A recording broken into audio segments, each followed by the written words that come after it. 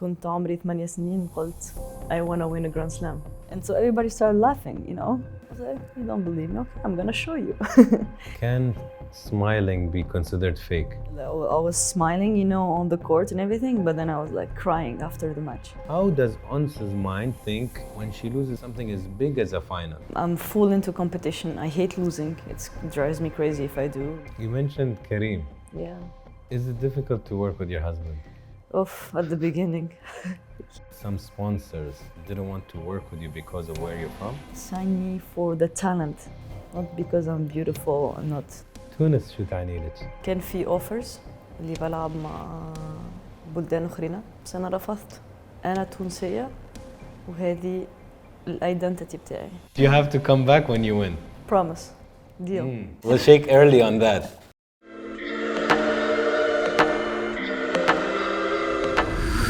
Hey guys, before you enjoy the video, please subscribe our channel and hit the notification bell.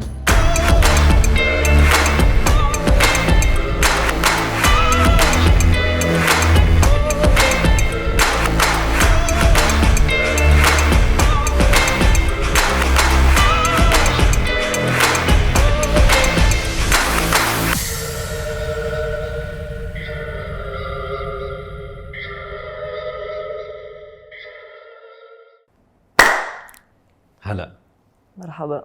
غريب على اول الصبح انا وانتي مبتسمين يعني. تعرفين؟ دائما لازم مبتسمين.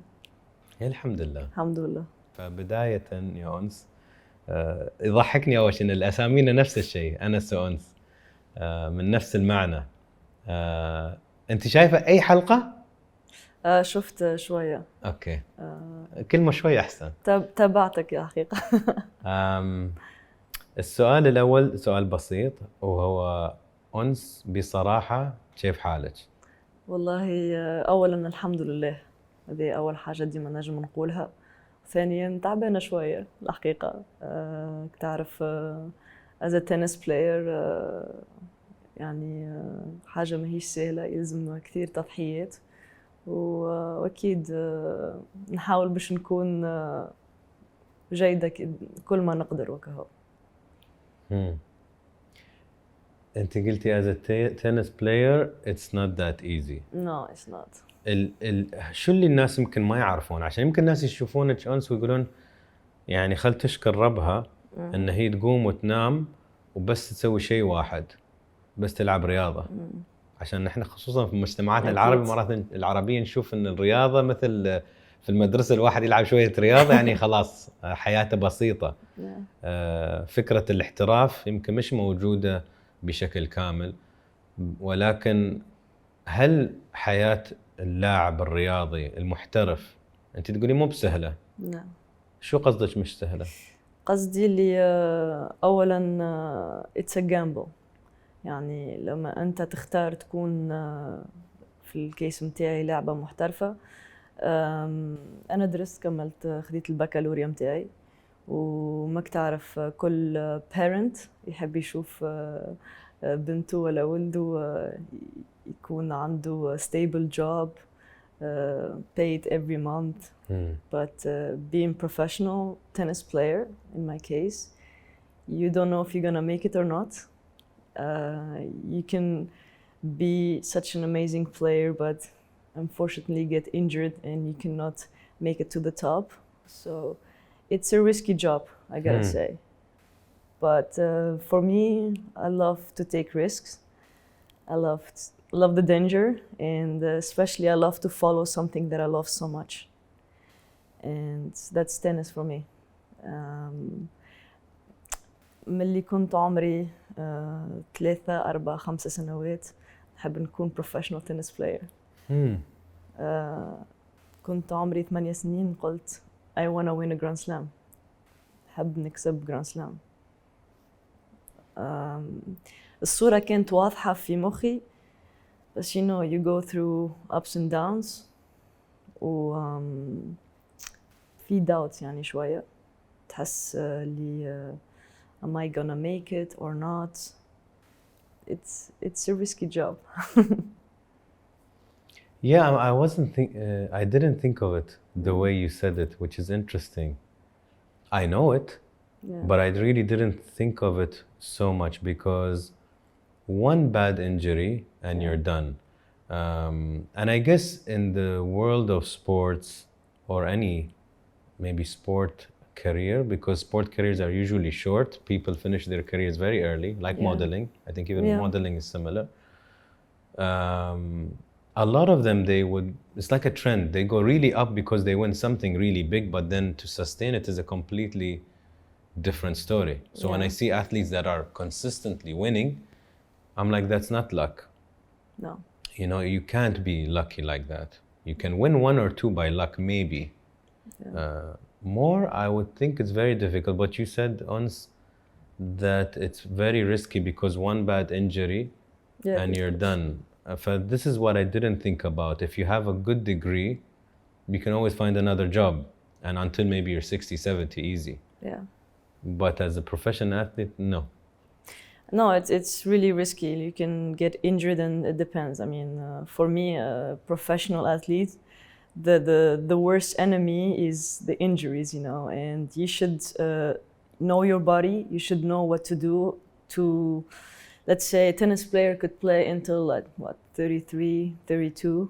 Some players could go and play until 40 because maybe their body is feeling better. Maybe you can see like. Cristiano Ronaldo is like, I don't know, 39 now. Late 30s, yes. Yeah, and he's like a beast, like he's still better than any of us physically, you know. So again, the sacrifice that you do with your body, because as a teenager or as a young woman, you know, you don't have the same, how you say, the same things that other women have. You know, you sleep early, you eat a certain way, and that from early age until like, I don't know, maybe 35 if it's good enough. And that for me is sacrifice. Plus you don't see your family enough. I've been traveling since the age of 10 to play tournaments, you know, outside Tunisia. I had to go to a high school. I'm from Sousse, it's like an hour and a half from the capital in Tunis. So I had to stay in Tunis to study and play tennis at the same time. And it was like 4 or 5 hours training a day, plus, you know, school and everything. And I was away from my parents. So that kind of like a little bit of sacrifice, which was, for me, it was worth it because I was following my dream. So you commented on the studio, how white it is. Yeah, bright. My next question, and it's funny, this interview, I'm gonna always think the question should be in English or Arabic, so it's okay. So this question, I was gonna ask you, if I give you a white canvas, very similar to what you feel, and I asked Ons to draw her mental state currently, what would you draw?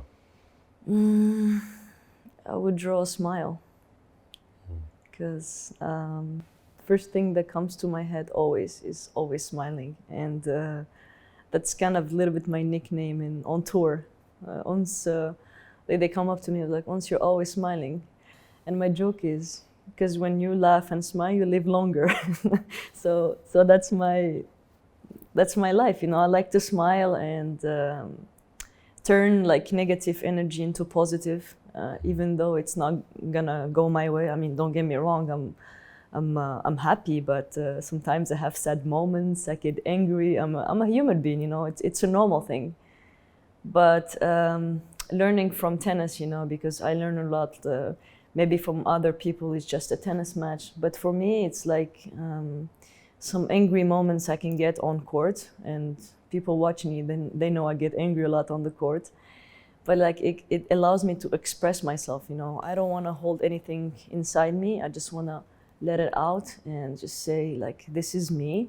I don't want to fake it.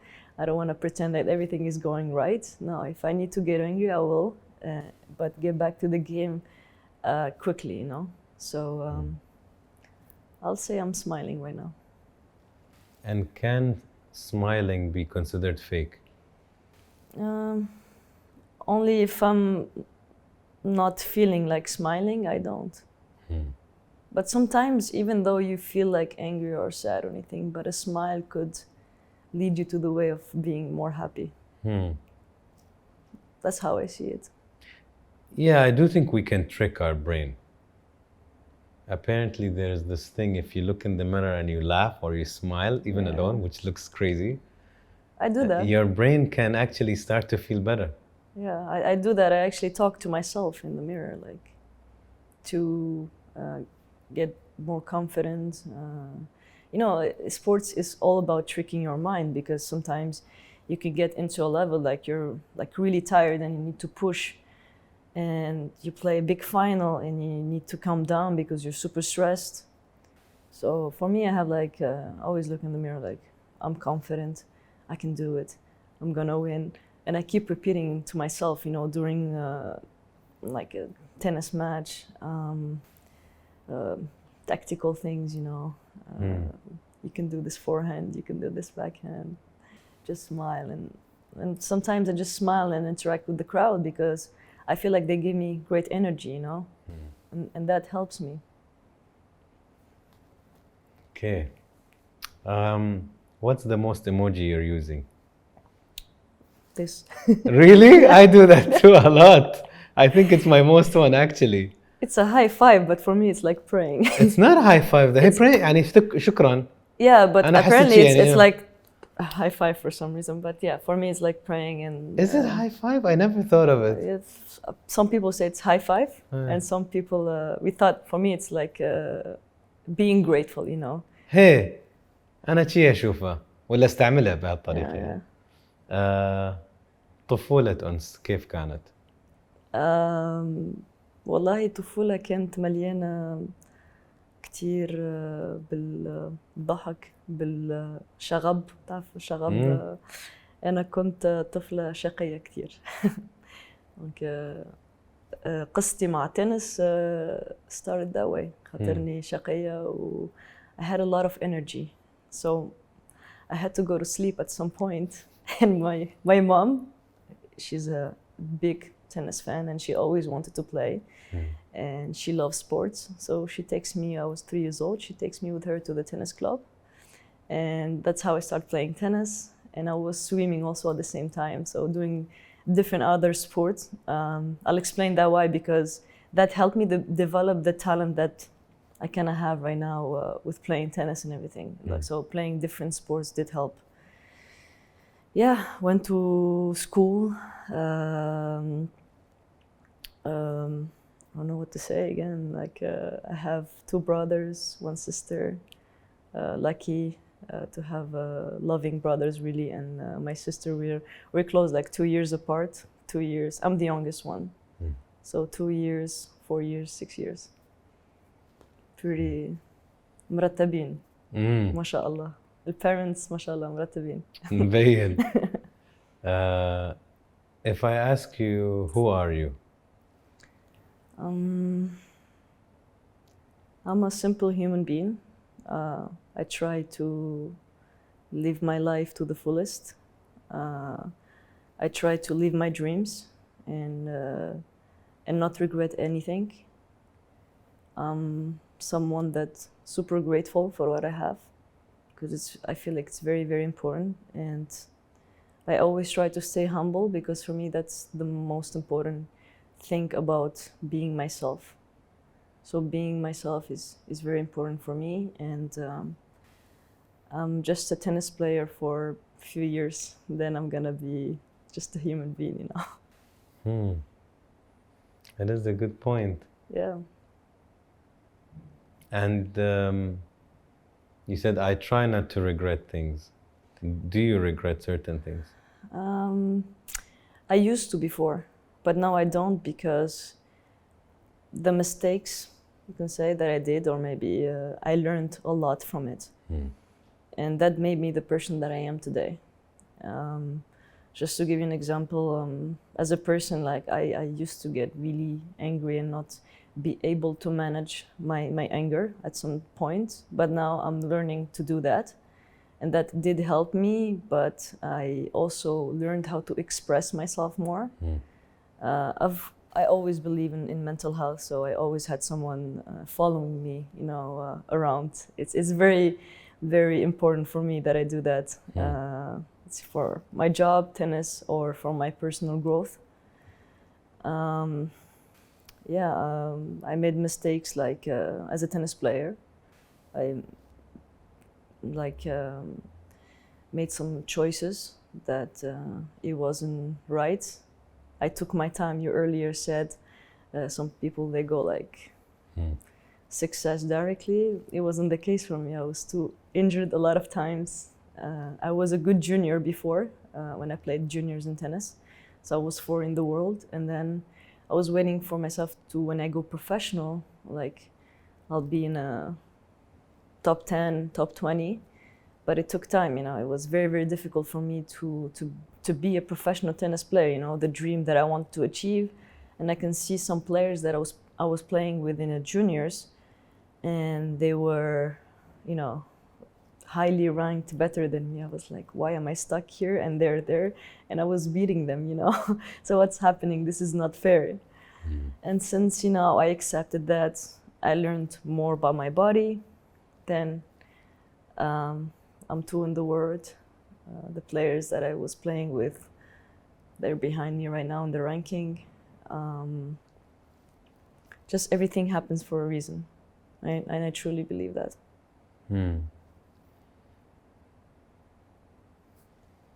Okay. Your mother obviously played a role. Yeah. Your dad, وين دور الوالد؟ الوالد هو أكثر إنسان عندي يعني ثقة فيه. يعني في he's always supportive. يعني بحكم اللي كان يشتغل أكثر من أمي أكيد. يعني أمي هي كانت اللي تهزني التنس كلاب التورنمنتس، بس الوالد كان very يعني supportive. و يعني أي شيء توا من علاقتي مع الوالد أي شيء نستحق له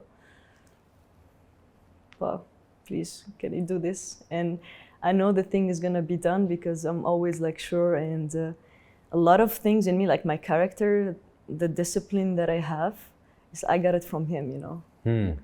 Is 8 a.m. appointment, it's 8 a.m. appointment, you know how it could be sometimes في العالم العربي تعطيه موعد 8 ما يجيش 8.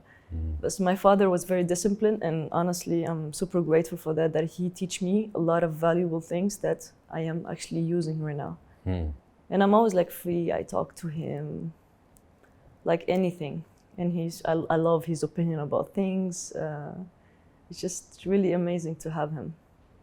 You think Ons, and from your life and in general, you think it's really important the role of what your parents played in who you are today? Did it actually impact and actually make you reach where you are, or is it a side thing? Is it a major thing? Is it insignificant, very significant?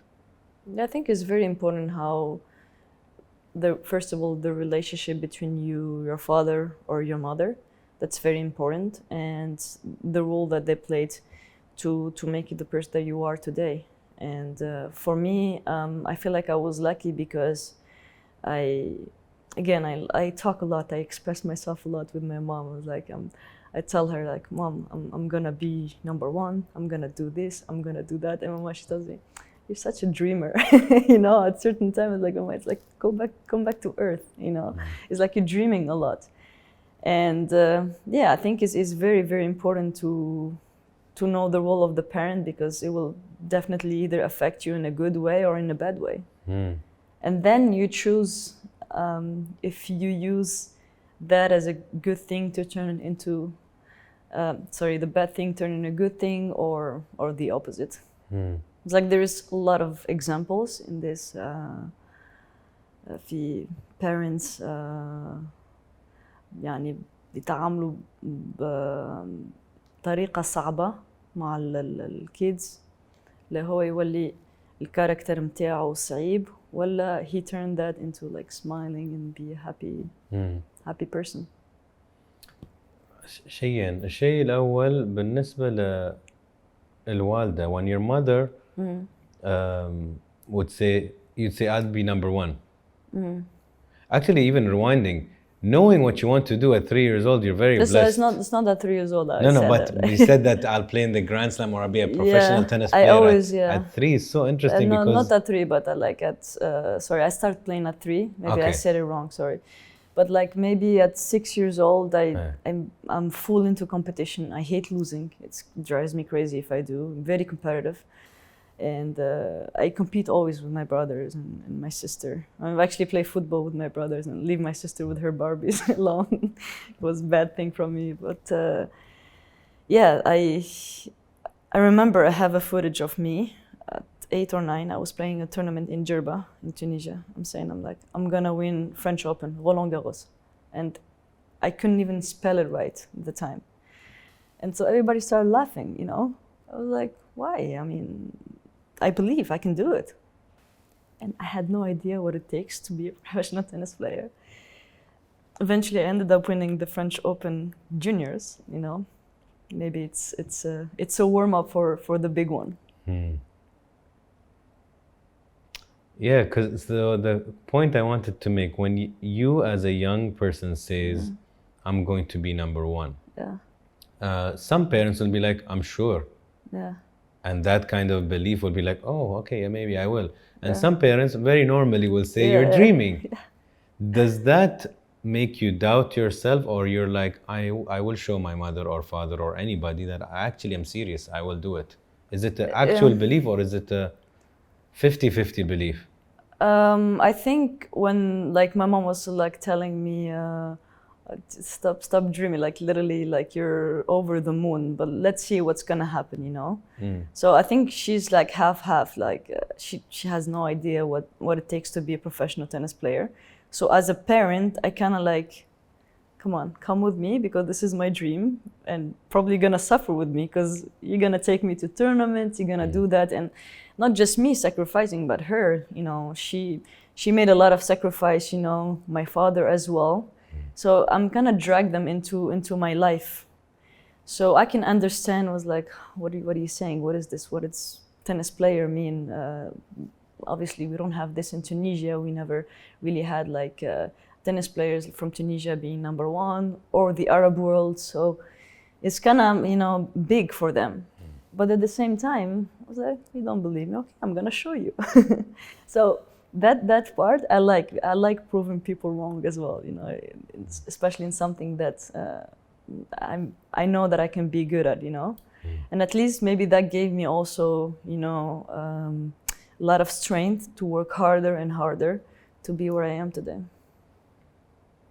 The second thing I was gonna remark on is the regret part.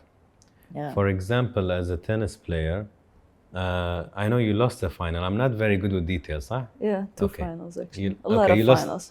Let's say the most important ones? Wimbledon and US Open. Okay. Yeah. Now I want to know your brain.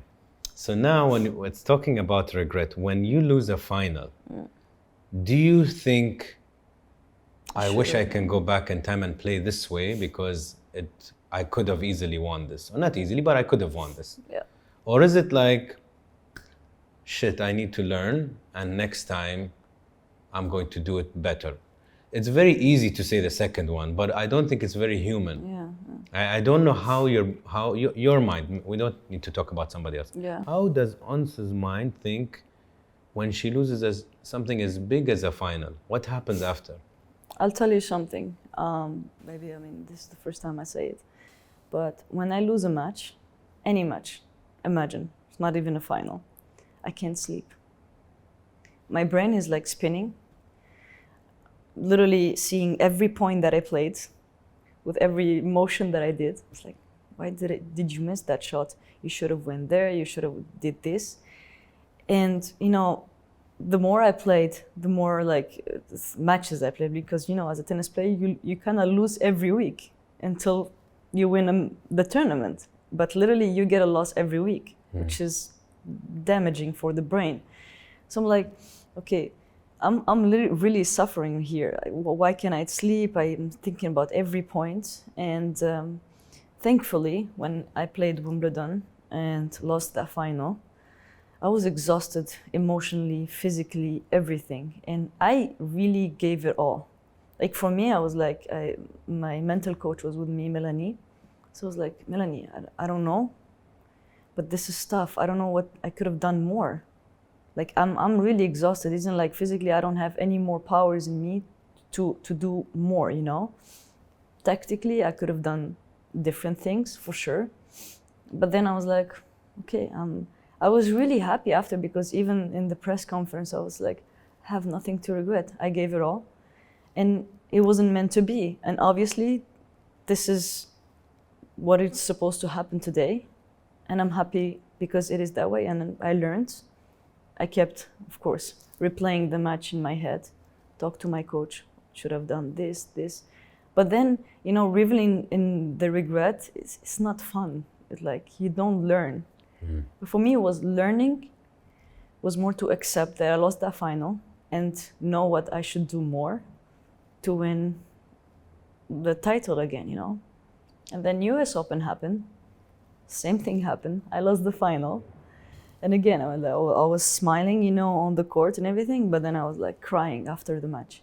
But crying because I need to let out. I don't want to hold those emotions. It's going to affect me so bad after. So I'm like talking to my coach, like, I don't know, I was trying, I was running, I was doing this. It was like super fast. I didn't know what to do at certain time. And then he was like, don't worry, it takes time. It always takes time with you, and it does actually, because it's, if you can see my career, always I need time to adjust, to know this, but it's gonna happen, and I know it's gonna happen, you know. But also I'm very lucky to have a team like this behind me, because if I'm feeling down, they put me up, and that's how it works, really. I hope I answered the question. Yeah, you answered it very nicely and personally, which I like, I appreciate. Told you I like to be open about it, so. Good, you're on the right show.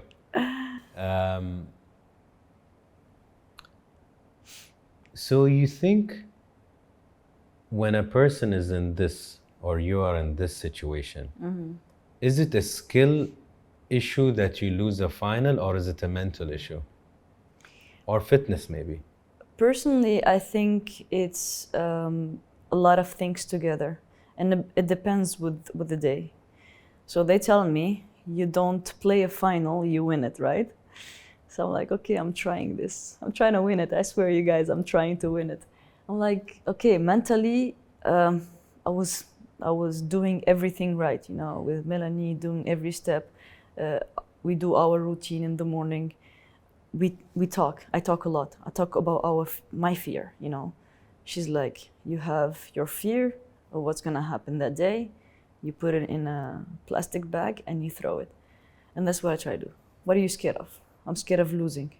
I'm scared of stressing out. I'm scared of missing a lot of boys. I'm scared of doing like what I'm not supposed to do on a final or something, and just let it out. Like even like crazy things, you know? And then we do the breathing, and then we prepare myself, and then I use some essential oils. It helps me, you know, relax. And then, you know, tactical part, I speak to Isam. I get ready. I try to focus on a plan. And then, you know, Karim was also my husband and my fitness coach. Prepare me physically, you know. And of course, before I do recovery, everything.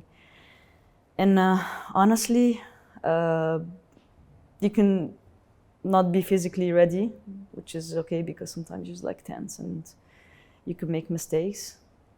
But for me, there is a lot of combination of all three that could go wrong. But for me, the most important thing, if you're mentally ready, you can overcome your fatigue, your stress. You can be more focused to follow the plan that my coach gave me. And that for me is clear. And back in 2010, when I was playing juniors, I had a surgery on my wrist here. And I didn't hit like tennis for like 5 months. And I was training fitness and I'm trying to get back. And you know how tough it is to stay 5-6 months out of not playing, you know. And the 2010, I lost the final for the French Open Juniors. 2011, I went like this. I had like some meeting with a journalist and everything. Like, what are you wishing for? I was like, literally, I don't know how I said it until now. I was like, I'm gonna win the French Open. All of them, they start laughing, all the journalists. Seeing me like this with the wrist, like really I cannot move. I was a baby again. My mom was taking care of me again. I couldn't even put a t-shirt on because I had my wrist, the injury and the surgery. And yeah, after, was in June, I won the French Open. And for me, I asked my fitness coach at the time, it was not my husband, I was really young. I told him, do you think physically I'm ready? I was like, no, you're not. I was like, thank you, that really pumps me up and that gives me energy. So, proving him wrong again, I went there and I can tell you, physically I wasn't ready. Tennis-wise, I was okay. But you know, mentally, I wanted that so bad, that I overcome everything. So for me, that's why I always say, if your brain is good, ready to do anything, you can achieve anything. How much did you want it in the final you lost? How much, sorry? Did you mentally want it in the finals that you lost? So bad. I even put the trophy of Wimbledon on my screen lock from a month ago. I knew I wanted that title so bad, Wimbledon. And actually, beginning of the year, I was trying to manifest it a little bit. They asked me, can you predict something? I was like, I'm the winner of Wimbledon 2022. I just said that. I knew something great could happen at Wimbledon, but I was really, really close, like one set away, kind of. But yeah, mentally, I wanted it so bad. Maybe sometimes when you want something so bad, you don't get it.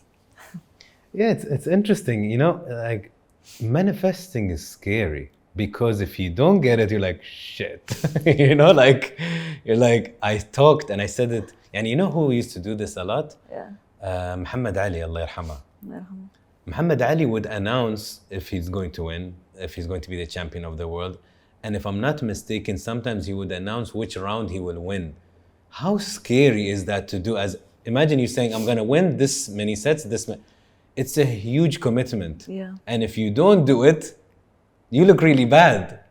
So I always thought like, and I think it was Michael Jordan or a certain athlete who would say something so big because now he has to live up to it.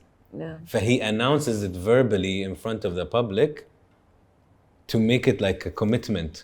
For now he's screwed because he made a commitment to the public. Yeah. He can't say like, oh, I'm too tired, I have cramps. Now he can't.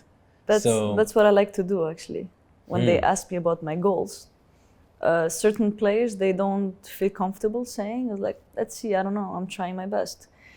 And for me, I like to announce it and say it, because first of all, I am saying to them, but actually saying it to myself and saying it out loud, because it's here somehow, it's there, but I want to say it. And I am someone that hates breaking promises. So it's like, I'm promising you guys that I'm gonna do this. And yeah, 2020, I said, I wanna be top 5, I wanna win Grand Slams, and I wanna win more titles. Well, I won more titles, I'm in top 5, but I didn't win the Grand Slams. Yet. And they said like, because I said 2022, I was like, you guys, 2 finals, I tried. And I tried to keep my promise. Maybe I didn't not keep it, but I am going for that title, you know? So. And it's fine, you know, once the beauty of life is contrasts, okay? حلو مر, جميل قبيح, راحة صعوبة, صح? So if we go to the contrast, you've tasted bad losses. So when you're going to taste a win, ooh, you're gonna really enjoy that meal a lot because you've tasted the other. If you just won, I don't know where Ons would be. True. You know, I don't know if you'd continue winning or it was just you quickly won and too easily you didn't appreciate it fully. You didn't taste that meal properly. But if you really lose and you taste how ugly and bitter a loss can be, you don't want to repeat that taste again. That's one. So you try to avoid it. And then when you actually get a good dish, you appreciate everything in the dish. Of course. Every single ingredient. Of course. But I think it's just a yet, Yeah, you know? I believe that too. Maybe one day I come back with the title and it's like I Yeah. told you so, Anas. No, I'm with you. You don't need to tell me. No, but I think with your mindset. it's a motivation for me. صح. You know me now. Yeah. You can use me as a motivation. عادي. That you have to come back when you win. Promise. Deal. We'll Promise is a promise. We'll shake early on that. Okay. Good. You promise Ons and you promise Anas. Yes. You know. Do you know how they named me Ons? Hmm. My grandfather had a dream, like a call, and was saying Anas, Anas. So he comes to my mother. She's like, I can't name her Anas. I'm having a girl. Anas is a boy's name. So they were looking for the closest one, and it was Ons. How So, yeah. cool, huh? Could have been an Anas, you know. صح? You went to school? Yeah, I did. How were you in school as a young person?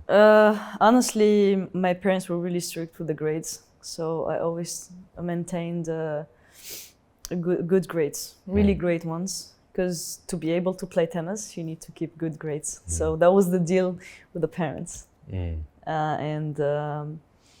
For me, I chose to go to, when I was in school very young, you know, I had good grades.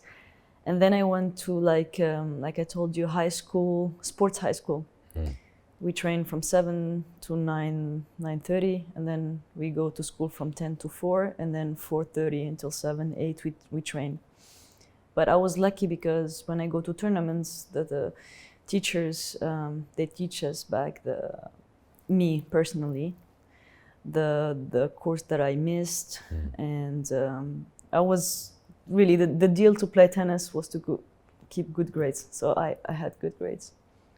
And as what kind of girl were you? Were you the bully? Were you bullied? Were you the popular one or antisocial? Like what kind Definitely of? not the popular one. Not the popular one. No, I was on my own, like the joker, probably, in the class. And not a bully, no, I hate that. Not bullied, no. I'm playing tennis, so I had like boxing in me. Don't mess with me. I was just the sports girl that everybody knows that I play sports. And for me, just playing tennis was my freedom, you know, like the place to be. The tennis court was the place where I can express myself and be me. So yeah, I was just sitting in the first, second table, you know, and just following and just having friends and normal, you know. And also, again, I went to a kind of special high school again. We were all playing sports, different sports, swimming, running. At the time was not a collective sport, only individual.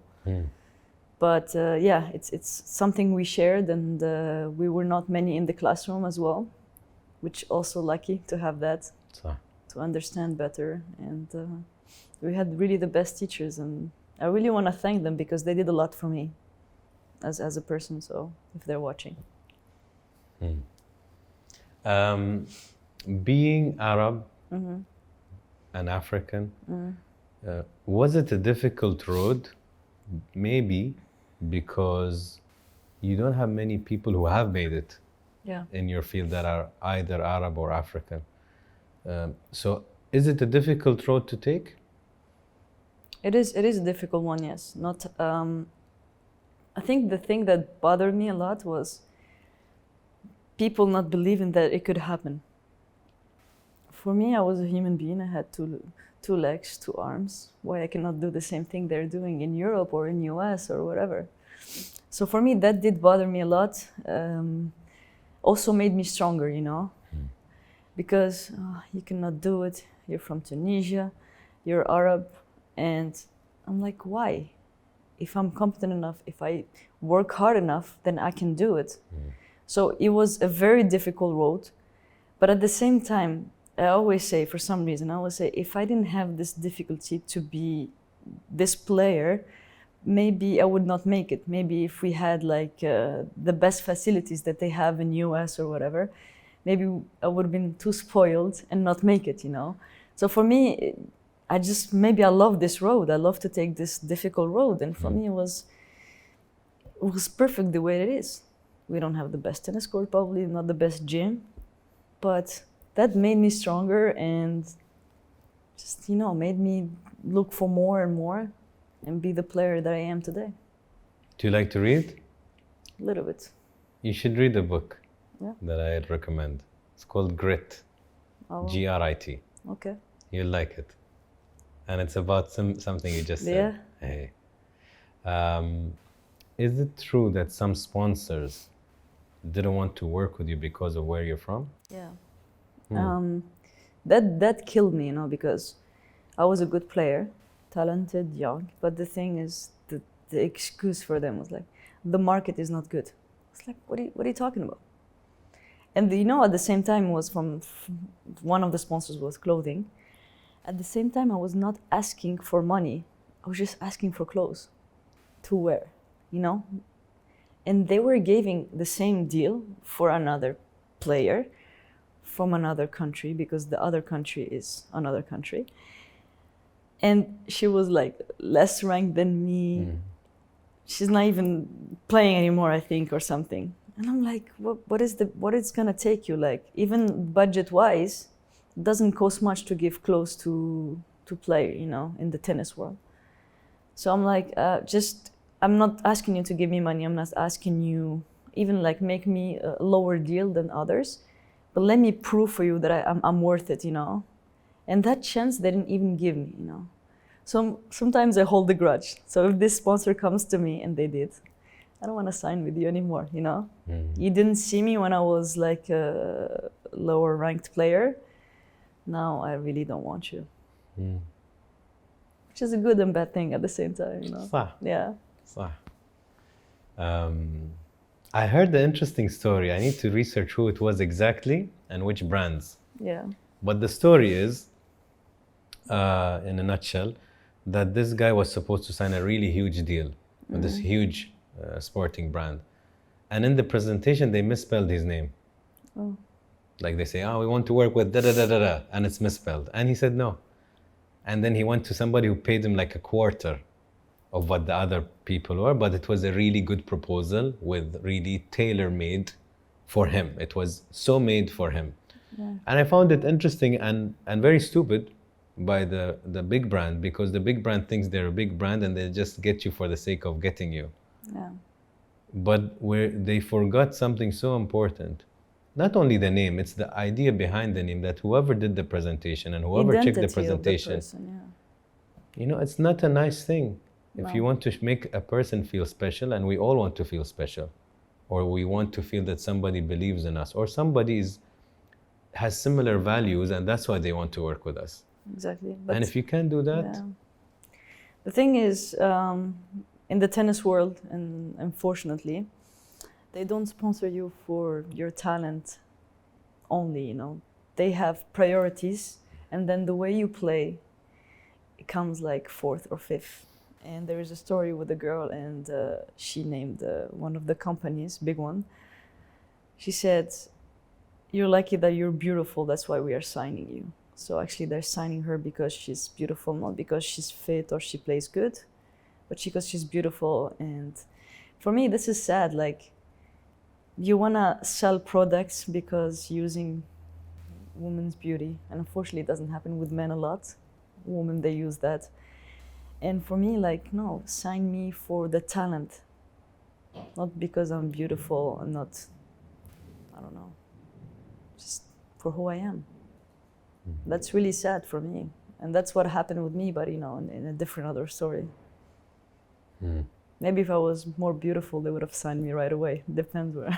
Doesn't matter where I'm from, I don't know. yeah, I think you're right, but I think it's so important of what you're doing at the moment. Yeah. And you're right, we should be assessed according to talent, because that's what the sport is about. Yeah.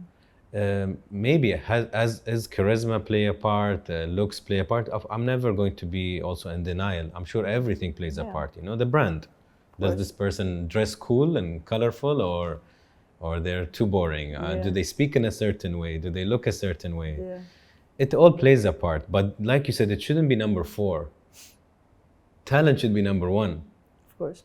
And I think what you would do, بعد Ons, is you're gonna represent this. Like even today, you didn't come in heels and makeup and all of this because you want to be what maybe a lot of the world wants you to be. No, you're here as a human being, as a woman, as a talented person, as an Arab, as an African. You're representing 15 things just by the way you are. And you have to stick to that, because if you don't, what happens to every other girl who's talented? Now she feels she needs to be too pretty and too sexy and sell not her talent, but she's selling her looks. And we don't win our looks in a competition. We're born with them, you know. I'm born with a certain height and a certain nose and a certain ears. It's not a competition to get the best ears, يعني. But I have to be very at peace with the Arab nose, and I should be okay with it. And if we are okay with it, and this is what Ons is teaching the generation, Habibti, be okay with or without makeup. Be okay being an Arab or not Arab. Be okay. And if you can teach this, you're teaching so much beyond the sport. Exactly. And if a brand can see that, good for them. And if they can't see that, it's fine. You're not for me. I'm trying to change that kind of using my position right now. And for me, big like word that really helped me is accept. And as soon as like starting doing that, accept that I had to get injured, I had to take my time to arrive at a certain level. Accept that those sponsors denied me because they made me stronger, and it's part of my path. I did accept a lot of things, accept the person that I am, accept my body, accept my face, accept my game, accept a lot of things. And it sounds maybe easy to say, but it made my life much easier. Because satisfying myself is the first thing that I want to do. How do you want to make people accept you if you don't even accept yourself? How is that even possible? You can't. So for me, I'm like, fine. You don't want me? It's okay. I'm cool with it. I am accepting myself. This is my game. I might be different from other players. That's fine. Fine by me. It's completely different, you know? But this is my path, and I'm gonna follow it how it's supposed to be and make it even better. So yeah, I think what you're doing, Ons, is bigger than you think. Yeah. I don't want to overwhelm you, but it's good because you should be good with that size. Yeah. في كلام حلو حد قال لي من قريب، قال لي مش كل حد قد الشهرة. أنت قد الشهرة. True. You're made for it. My opinion. I think you're made for it. You're made for this role as a human being in this world, to take this message and to deliver this message. It's not for everybody. For some people, it's too much. Yeah. The fame and the popularity and the responsibility, representing Tunisia, representing Africa, representing the Arab world, representing women. It's a lot. It is. You know? But again, I take that as a privilege, you know? Because I can choose like, oh, this is too much. It is too much at a certain time. But then it's great. I mean, yes, Tunisia did push me to do more for Tunisia. And then from representing Tunisia, I represented the Arab world. And now, like I tell you, this year was crazy. I get recognized in the street. That it's like, what happened? Like literally what happened? And for me, once you made a Wimbledon final, you made the US Open final, like people do recognize you. And I get surprised every time I see non-Tunisian asking me for a picture. I'm like, oh, you follow me, okay. I don't get it. And the thing is, I'm very bad with taking a compliment. Like sometimes like, okay, thank you. And people like, you're an inspiration. I'm like, Thank you. And I'm like, I'm sweating and I'm like, this is stressful. Like I really, I have trouble accepting people like saying nice things about me. I don't know why, to be honest with you. Maybe you know. Does Ons love herself? I do. I learned that. It was tough at the, sometimes, you know, just hate yourself for so many things. But then if I want to be loved, I have to love myself. And I really do love myself and I appreciate a lot of things. And sometimes like I push myself like, I'm proud of you. And I try to say that as like speaking to the mirror is encouraging because it helps me, you know, just again, accept who I am, love who I am, and be the person that I am. And proud of myself is something that I am learning right now to do. Good. Because sometimes we don't feel comfortable accepting a compliment because we don't know if we deserve it. Yeah. And it's okay. Like sometimes it takes time for you to know that you're like, I deserve this. And sometimes you don't want to feel you deserve it too much because then you're arrogant. I hate arrogant, it's that very fine line between being very confident and arrogant. Yeah. Yani, somebody says, Ons, mashallah, you played so well today in the tournament. I can accept that. You know you played well, so you're like, thank you. you. But you know, whether they say it or not, Yeah. you know, it's nice that they recognize it. You're like, thanks. Yeah. But you know. And then there's somebody who just never feels that they did good or they're worthy or should I even be in this position? And that's where the imposter syndrome comes, where people feel, why am I famous? I don't deserve this. This is all fake. I don't know why I'm getting all of this attention. It's going to disappear soon. And it plays with your head so much when you have that. And a lot of celebrities have that, the imposter syndrome. Thank God I'm not there. And hopefully never. And that has a lot to do with inside you. But I might also know why I can really accept because I am tough with myself a lot. I was a lot tougher and you know, having the chance to have, for example, Melanie, my mental coach in my life and other coaches that helped me not judge myself because I was super judgy with myself. I'm like, why? Like, if I do anything good, no, this is not enough. You can always do better. So that's why when you ask me about should have done more in the finals, should have done this, okay, old Ons would have killed herself with, you should have done this, that, you know? But now, it was in 2019, I think. It was like my resolution for 2020 is to never judge anyone, like anyone. And I said that, I could have said myself, but if I do that with people, then I do it with myself. So, but I don't do it on purpose, you know? But sometimes the way you live, the way your culture is, you tend to judge people a lot, you know? And you don't know what that person is going through. And I am learning that if I want people to treat me that way, I need to treat them the same. So I'm like, I'm not acting surprised. Why is he judging me? Why he's doing this? So I learned to be, and again, accept what my path was going to be, and be a little bit soft with myself to allow myself to grow and to be more open and to evolve in general. You mentioned Karim. Yeah. Is it difficult to work with your husband? At the beginning. You're gonna laugh. He was like telling me, go to run. I'm like, don't tell me what to do. So to those who don't know, we were together first, got married, and then we started working together. And it was a decision that we took together because we travel a lot, we don't see each other, and it was very tough, you know? It's like, why get married? Like, we don't see each other at all. And thank God he's a fitness coach, and he did a little bit of tennis. He's actually a fencer.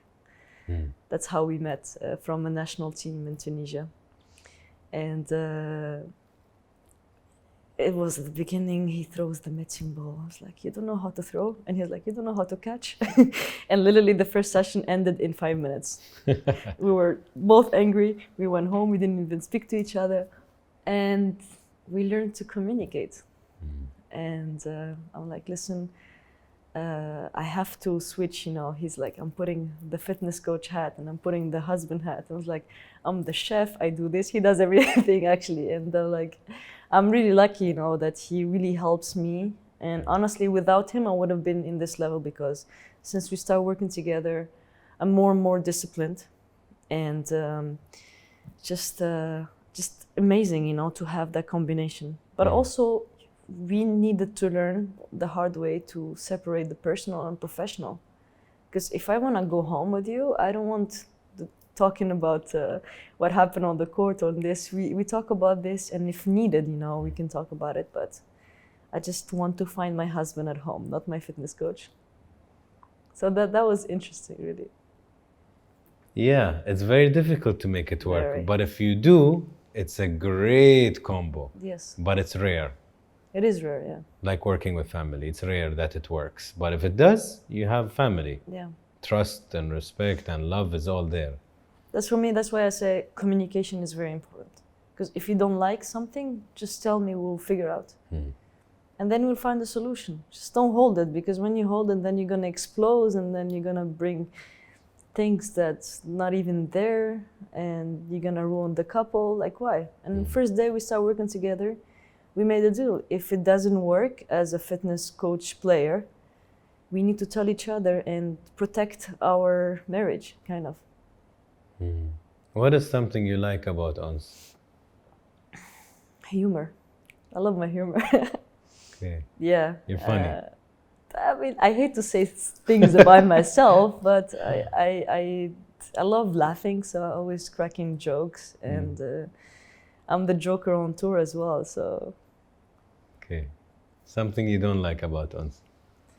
My anger. Sometimes it drives me, it's like, doesn't let me be the person that I want to be, like when it gets out of the way, you know? And, but I like to be angry a little bit, because that helps me be motivated and do things. What does love mean to you? Love is everything. Love is, you can use love to achieve anything. And it's a powerful emotion, powerful world. Love is everything for me. And I think, I remember Kobe Bryant saying something about love that I loved, but I forgot. May he rest in peace.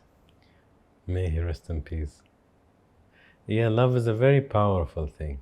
And it's it's a question you don't get the same answer. Yeah. It's many things, I guess. You know? You can resolve things with love. Anything love could do. I am positive in this.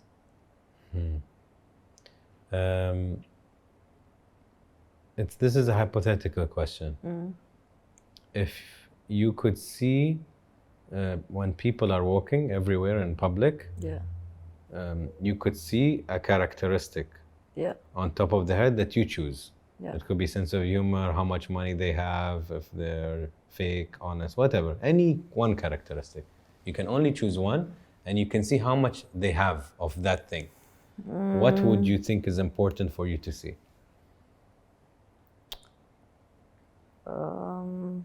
Definitely not the money. I don't care. It's like probably the character, the person they are, how honest they are. Maybe it's honesty is very important for me. صراحة, yeah. I am honest with people, and that didn't help me sometimes, because I'm too honest, you know. I just say things, you know. I hate when people like يخدموا مخهم. I don't know if you know that. لا، شو يعني يخدموا مخهم؟ يعني they use their brain to like get into things, you know. It's just like, go straight to the point. Why do you need to, I don't know, lie or do anything? Just be you. And I always say the world will be much better if everybody is honest. Imagine. بس تعرفين أنس، الصراحة شيء نادر، والإنسان يتعلم الكذب من بدري. الإنسان يتعلم الكذب من هو طفل. لو خذ شيء ولا ما سوى الهوم ورك ولا خوف. أيوة. مثلا did you train once? Yeah, I did. Did you sleep? Of course. That's the easy way. Because if you say, no, I stayed up late, I watched extra shows I shouldn't have, that's taking responsibility. Yeah. And most people don't want to take responsibility. So they don't want to be honest. True. You know, it takes a lot of courage to be an honest person. This I learned. For sure, yeah. Brave people are honest. Cowards are liars. When I lie, I don't feel comfortable. It's like even like I don't wanna lie. I hate it. No, I cannot do this. Sometimes I have trouble saying no to people because I don't want to hurt their feelings, you know. But I want to be honest all the time. You live better. Of course. Yeah. You know, you live lighter, I think. We'll do an interesting one. It's an imagination question. Okay. So I'll ask it and then I'll explain it. It's called the Cocology Cube Test. Have you ever heard of it? No. Okay, cool. Can you close your eyes? Okay, Yalla. Okay. Like I'm in therapy right now. أيوة. تبين خيال بالعربي ولا بالإنجليزي؟ يلا إنجليزي. إنجليزي. يلا. Imagine, once you're in the desert. Yeah. A very empty. There is nothing in this desert. Completely deserted desert. And suddenly you see a cube. Yeah. Please explain the cube. How does it look like? Like what's a cube is shaped as a cube. You mean the color? Sure. Red? How big is it? Small, like this. Where is it? On the sand? On the inside the sand. sand? Flying? On the sand. On it, يعني flat. Yeah, I have like a little bit like that.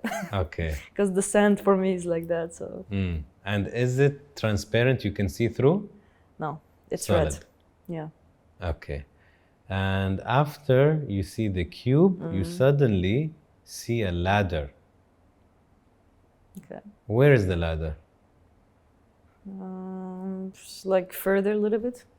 It's separate from the cube? Yeah. Standing? Yeah. Is it very tall? Not too much, like medium. Taller than the cube? A little bit, yeah. Okay. Is it new or old?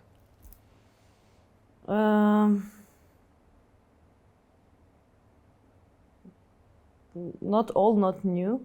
Like. Medium. Yeah. Okay.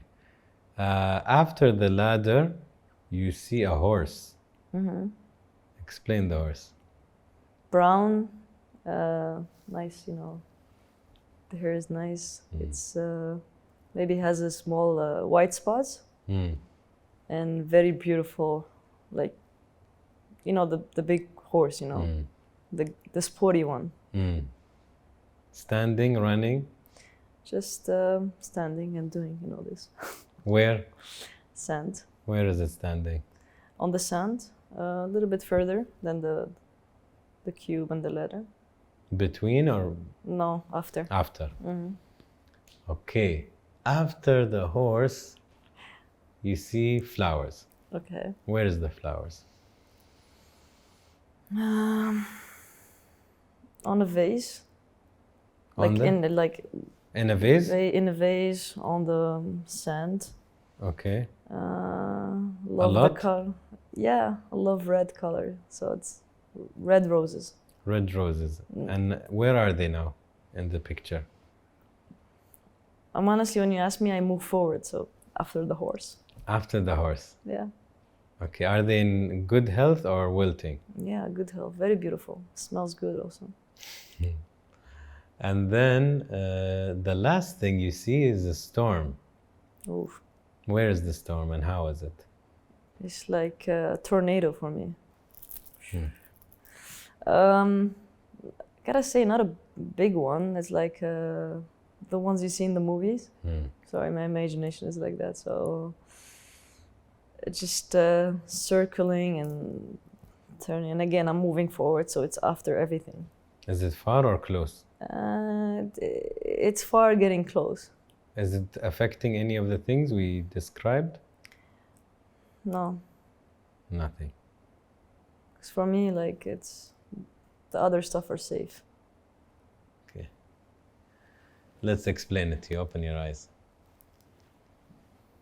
So this is a cool test. Okay, it's a Japanese test by a Japanese psychologist. Nice. And then Ons. Cube. Cube. It's your sense of self or ego. Mm-hmm. So you said small. So you're introverted, shy, modest, quiet. You'd rather blend in than stand out. And of course, it can be a mix. Yani. It doesn't have to be only it can be, depends on the size. You're a mix of being I am shy. Bold, confident, and willing to be seen. And small, the smaller it goes, the more shy and introverted you are. And the less ego, you know? But the thing, I am shy, but I cannot be shy in my job. So the thing is, I learned to open up more and be who I am. And then honestly, I love being who I am. But also at the same time, I'm shy. I'm not the one who go make conversation and everything. But it's also part of the charm that I have as well. It's like be quiet and it's nice. You said standing on the sand. Yeah. So stable, knows what they want from life and intend to get it. Logical and precise. Okay. And you said solid. It's not transparent. No. Know yourself. You're not easily manipulated and you're very self-assured. Okay? Selfish? Self-assured. Ah, okay. لا لا different. Like, self-assured no, يعني I don't want to be selfish. لا لا you know who you are and الحمد لله. يعني عارفة نفسك. الحمد لله. Ladder. It's your family and friends. If it's higher than your cube, you value your friends and family highly and you do depend on them. If it's, let's call it 3 to 5 steps, prefer having a handful of friends. If it's more than 12 steps, you have few friends, but you know a lot of people, acquaintances. Yeah. If it's old or new, you said it's medium. So if it's old, you know your friends for a long time or you know each other well. Yeah. If it's new, most of your friends are new or you don't know them well enough. Or you're getting to know them. But you're in the middle. Well, the thing is being a tennis player, it's tough to make friends. Because I travel a lot, I'm not in the same country. So that's why also having few friends as well is important for me. And for me, my friends are my family, you know. So if I trust you, then I hate that you lie to me. So if I give you the trust, then I know that you are worth it. Because I don't want to be disappointed at the end. And I was. And I learned the hard way, so that's why I like.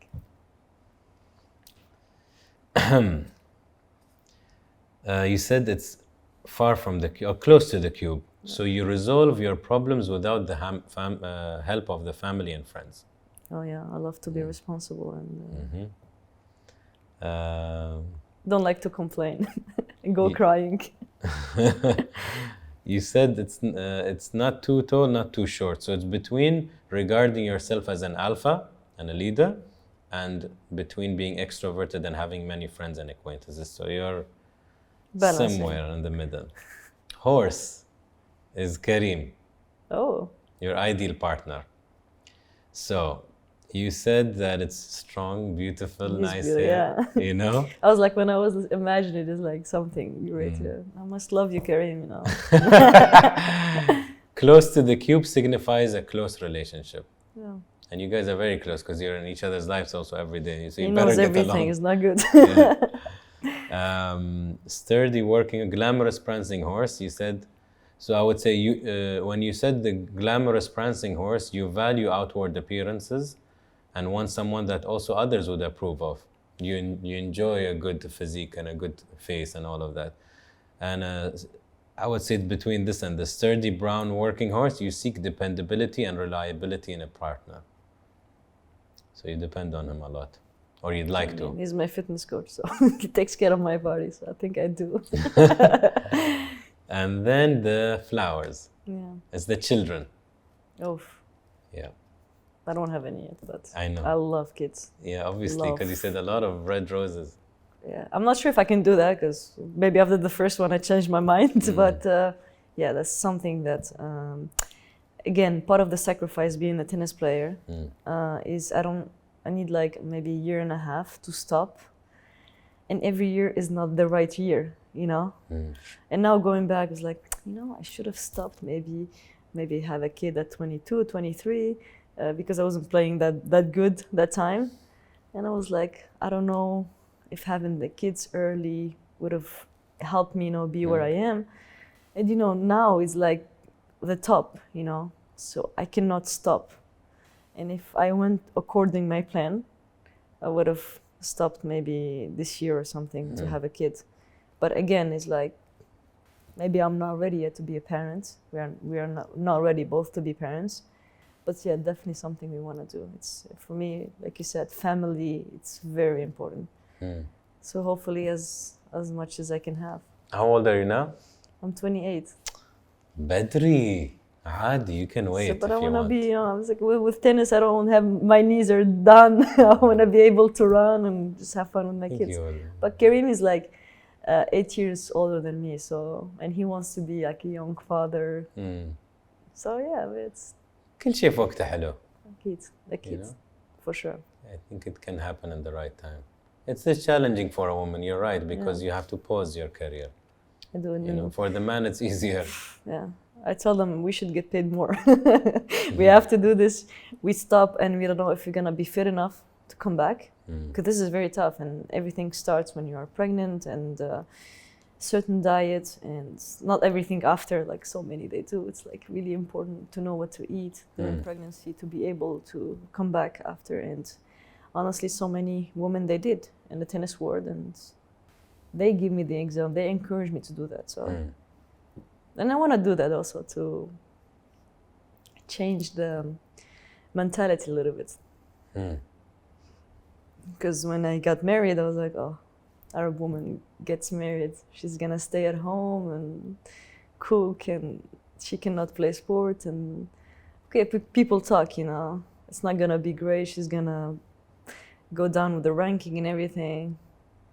And now everybody loves our story, me and Karim.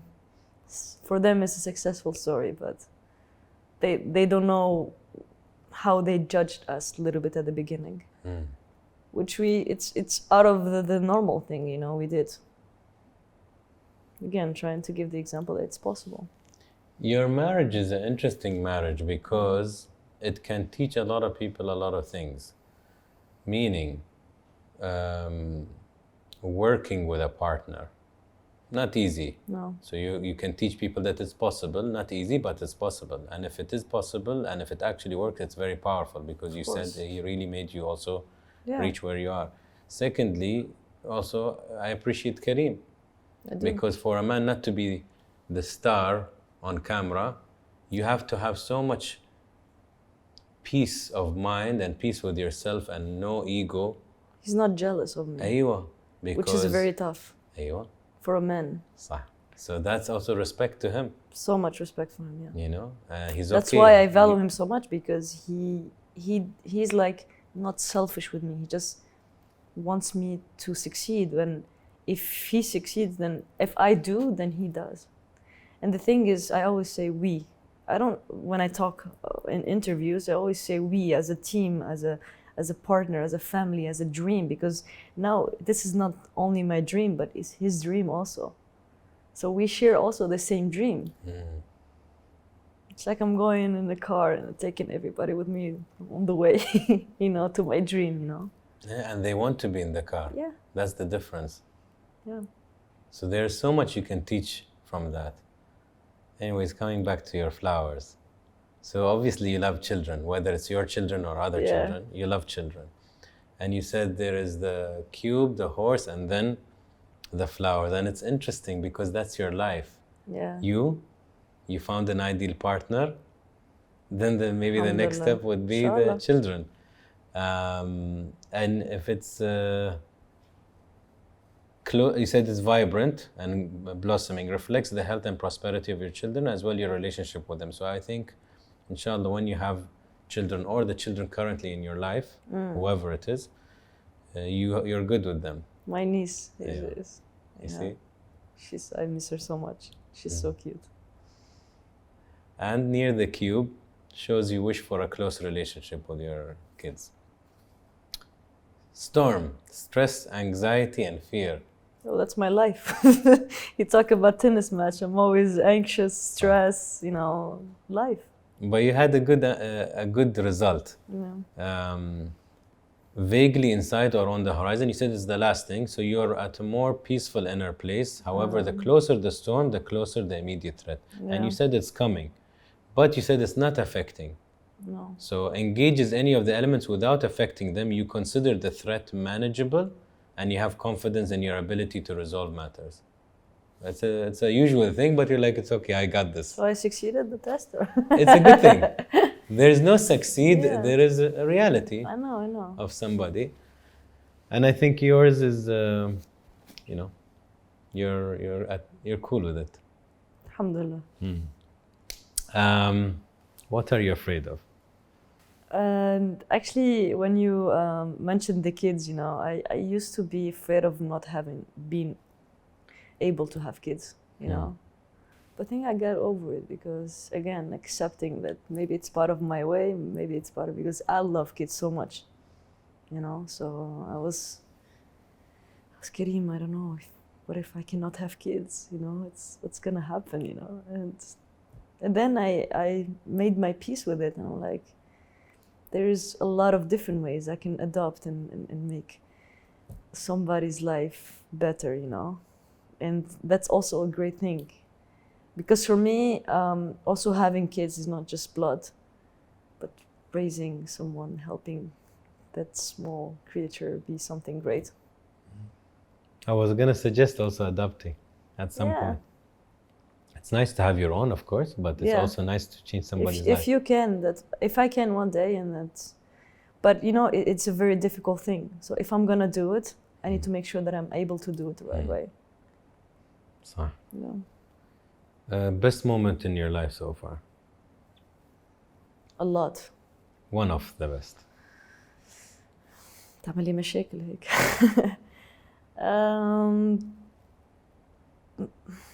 I don't know, just I don't want it to be tennis related because, again, tennis is part of my life.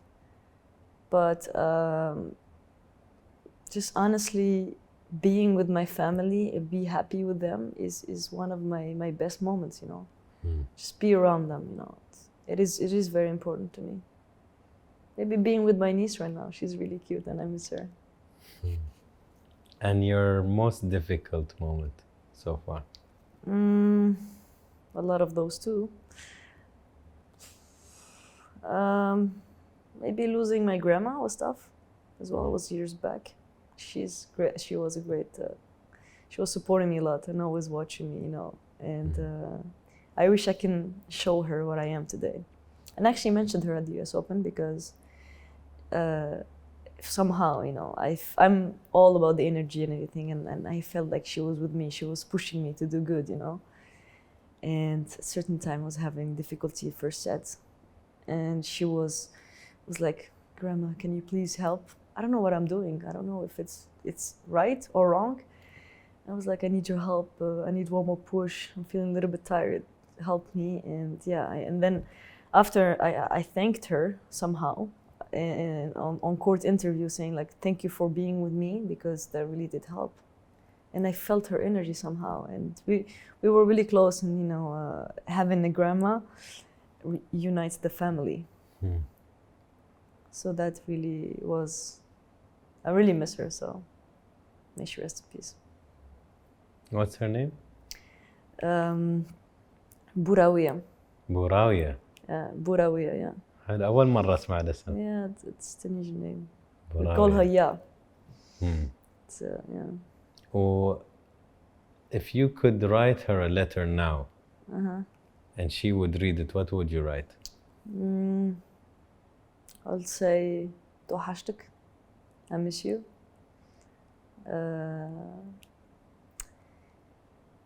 She always makes this dish, you know, like called yuyu. Yuyu is like a Tunisian dessert, really good. She makes the best. I tell my mom I blame you not taking the right recipe now. It's like the legacy is gone, you know.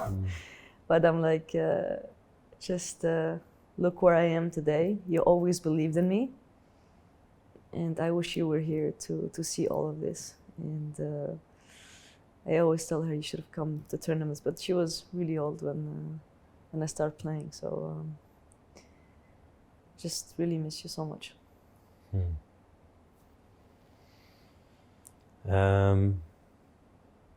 كريم in one word.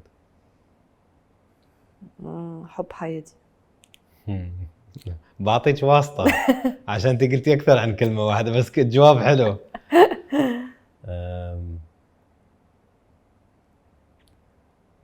رضا؟ لا الوالد. في كلمة. كلمة يعني نوصفه ولا just to tell This human being, give me in one word. I have to choose because I know you're gonna ask for my mother, so I cannot use both. You can. If it's the same. My strength. قوتي. قوتك. سميرة صح؟ سميرة. شو تعني لك سميرة؟ سميرة كل شيء يعني أمي اللي نحبها ديما تكون فخورة بيا. And showing her that I can do all this is important for me. Her to valid what I'm doing, and I'm lucky, really lucky that she supported me to follow my dreams. Because it's tough as a parent. I can put myself like in her place, choosing to have a risky career. It's tough. So she's a strong woman. She teach me to be a strong woman. I don't know how she did half of the things that she did for us. I have no idea. But apparently it's a mother thing, so I don't know how they do it. But really grateful to have her. الله يخليها. آمين. وسميرة في كلمة. العشق. العشق. Hello. You're very close to your family. Yeah. Yeah, I can tell. Family is important. Yes. And they teach me a lot of things that I know today. And maybe I'm teaching them a little bit also because I have conversation with my mom about and my dad about things, you know, life. And we share opinions, you know, and to have that freedom of speech with them, I think is very important. Because that helped me build the personality that I have today.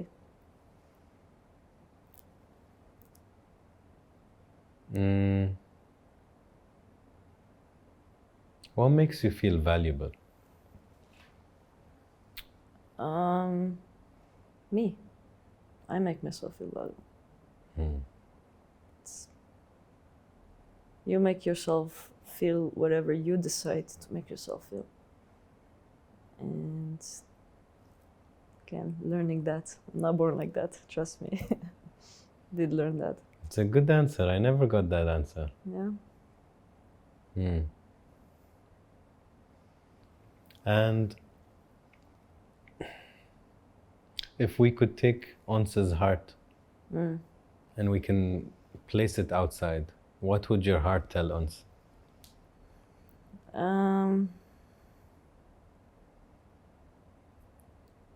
My heart will probably say thank you for always share love, always give love no matter how difficult life is, and for always choosing love, because some people, they have bad experiences, right? And the bad takes over. So for example, somebody betrays your trust, so the first reaction is not trusting anyone. I'm the opposite. I always like to give love. Even that person did not treat me well. Give. And probably, yeah, my heart will say, thank you for always fighting for the right things, maybe. How would you want people to remember you? As happy person, smiley. You're called the Minister of Happiness, right? Apparently, yeah. Yeah. Happiness is following me, so I honestly had nothing to do with that. I don't know how it came. I mean, I know a little bit, but yeah, it's just I want them to always remember my smile, my sense of humor, and just that I am someone that really gives a lot of love. Ons, you have this brand also, Yalla Happiness, I think, right? Yalla Habibi. Yalla Habibi. Yeah, actually I did that with my sponsor Lotto. I mixed your Ministry of Happiness with your Yalla thing. I made it Yalla Happiness. Maybe. Yalla Habibi. Yalla Habibi. Yeah, why? You know, I try to speak Arabic contour a little bit, so I was like, Habibi, how are you? So everybody goes, Habibi. They call me Habibi, you know? And of course, people supporting me, I always, when I scream, I will say Yalla. As, you know, my little bit me on court. So, I'm like, Yalla Habibi. And two famous Arabic words, I gotta say. But actually, not a lot of people know Habibi, which is, I was kind of surprised because everybody asked me, what does Habibi mean? What does Yalla mean? And I'm like, come on, my love. I don't know if you want to say it like that. And maybe it's all about love and happiness with me. I don't know.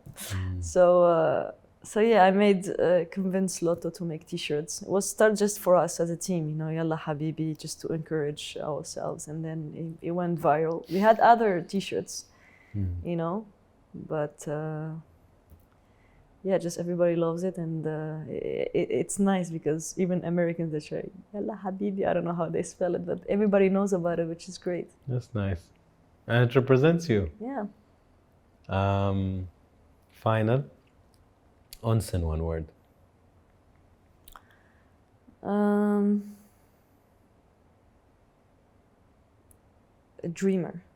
Dreamer. Yeah. Why? Because everything with me starts with a dream. And then becomes reality. So I like to believe that it's there. I like to dream it first.